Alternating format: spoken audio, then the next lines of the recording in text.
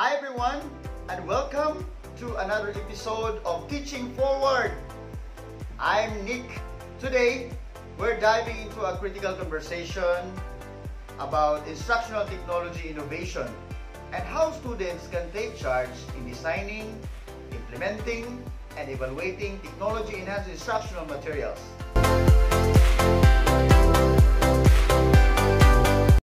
Let me begin with an honest observation. Over the last 2 semesters, I've noticed something unsettling. While our students are passionate and full of ideas, they're falling short when it comes to using technology meaningfully in their instructional materials. Why? Because the tools they need, basic platforms, devices, even connectivity, are missing or underused. This isn't just a gap. It's barrier to innovation, but it's one can be overcome. Awareness is the first step. As educators, we need to help students understand the instructional technology is more than just flashy presentations. Yes, you heard it right. It's about purpose, using technology to solve problems, enhance learning, and create more inclusive and engaging experiences. Once students see technology as a teaching partner, their mindset shifts from passive use to intentional design. Next comes planning. We need to bring in key voices, curriculum developers, technical coordinators, even industry partners.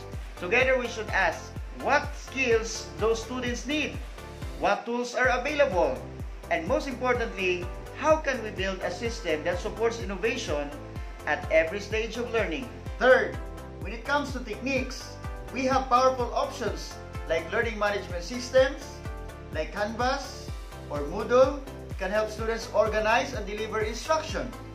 Authoring tools like Canvas, Powtoon, or H5P let them design interactive content.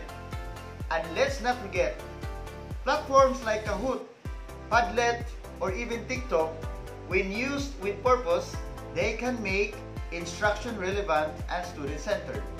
But innovation doesn't stop at creation.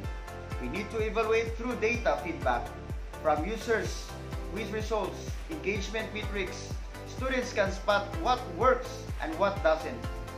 This analysis allows them to improve their designs continuously. It also builds culture of reflection and refinement. Finally, we bring it all together through instructional design.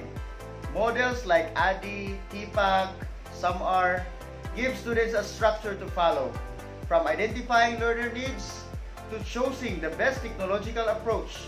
These models don't just support creativity, they give it direction. In today's world, the demand for tech-savvy, innovative educators is rising fast.